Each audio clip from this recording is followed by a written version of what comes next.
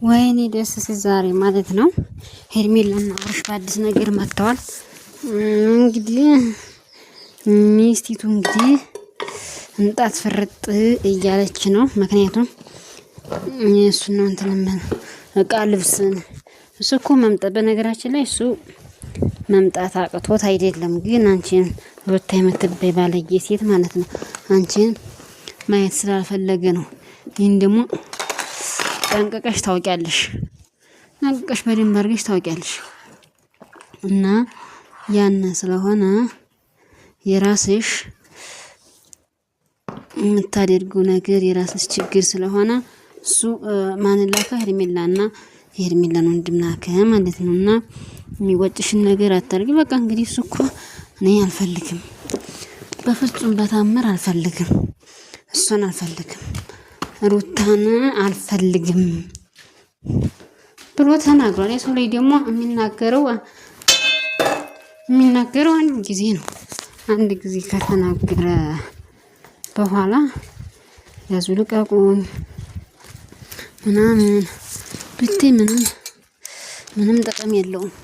ብዙ ስነግርሽ ማለት ነው ምንም የሚጠቅም ነገር አይደለም። እና የሚጠቅምሽ ነገር ዝም ብለሽ ልጅሽን ማሳደግ። እነሱ አብርሽና ሄርሜላዬ በአዲስ ነገር ፏ ብለው እየመጡልን ነው ማለት ነው። አንቺ ደግሞ ባዶሽን ትቀሪያለሽ የኔ እህት። ምንም አማራጭ የለም።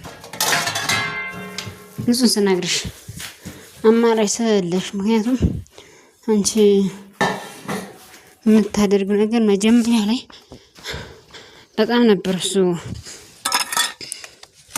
አንቺን የሚፈልግሽ ማለት ነው። ግን አሁን በጣም በቃ ሲበዛበት አልፈልግም፣ እኔ ጭቅጭቅ አልፈልግም፣ ሰላም ነው እንጂ የምፈልግ አለ እሱ ማለት። ስለዚህ እንደዛ ስላለ አንቺን ይፈልግሽም ማለት ነው።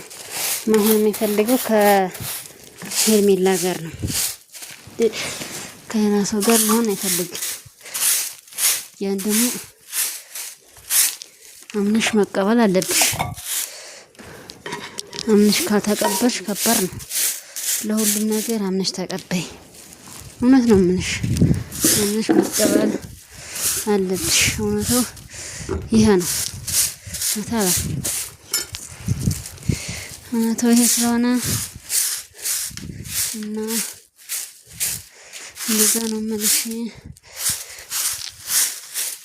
ነገር እሱ አይፈልግም እንጂ እኮ ቤተሰቦቿ እንዴት ነው እንትን ዝም ሲሉ ነው የሚገርምኝ። እግዚአብሔርን እውነቴን ነው። እንዲሁ በቃ ዝም ስትሰደብ ራሱ አይነዳችሁም እንዴ? እንደው ዝም ብላችሁ ዝም የምትሉት የሆነ ጥፋት አጠፋ አይደል እናንተ? አይበቃሽ፣ ይህ ትክክል አይደለም። ይሄንን አጥፍተሻል፣ ተይ፣ አይሆንም ብላችሁ እናንተ እሷን ወደ የተሻለ ነገር መስምት ማለት አለባችሁ። እናንተ ግን ዝም አላችኋት። የፈለገችውን አዚረቂ የፈለገችውን ታረጋለች። አሁን ፍቅር እኮ በእንትን አይሆንም፣ በግዴታ አይሆንም። እውነቴን ነው የምላችሁ፣ ፍቅር በግዴታ አይሆንም። አንድ ሰው ሲፈልግ እንጂ ፈልጉን ሲፈልግ ነው እንጂ ውዴና ፈቅዶ እንጂ እሱ ዋጋ የሚሆን አብርሽ በግዴታ አይሆንም። ይህን ደግሞ እያያችሁት ነው እየሆነ ያለው ማለት እና ጥሩ አይደለም። እሷ ሴት አሰዳቢ እየተባለ እየተሰደበ ነው። ለምን ትሰደባለች? እንድትሰደብ እናንተ ለምን ታረጋላችሁ? በቃ እሱ አይፈልግሽም። እናንተ እኮ ማለት ያለባችሁ እሱ አይፈልግሽም፣ በቃሽ ያለውን ነገር ተነጋግራችሁ በቃ ያው ብር አምጣ ነው የሚባል ብር ይሰጣል። ሌላ ምንም አተታ ጣጣ ምናምን የለውም። እውነቴን ነው የምላችሁ። እናንተ ግን እያደረጋችሁት ያላችሁት ትክክል አይደለም።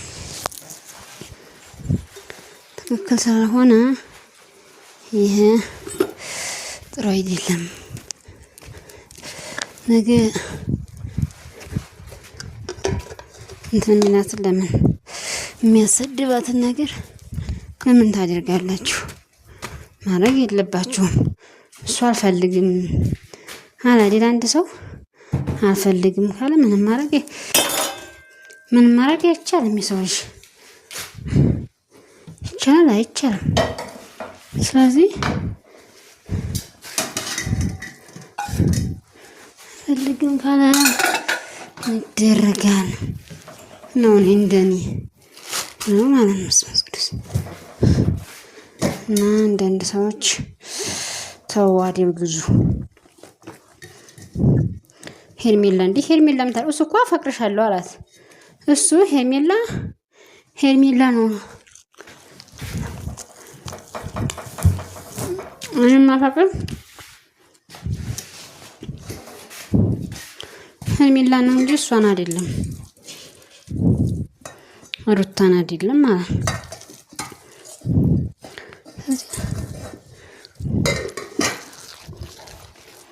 እናንተ ደግሞ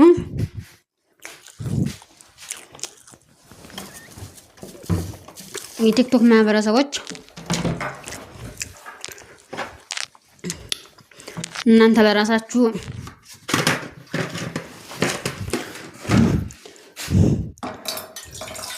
አላማችሁን ረስታችሁ ሩታን የምትዘቀዝቁ ሰዎች ማለት ነው።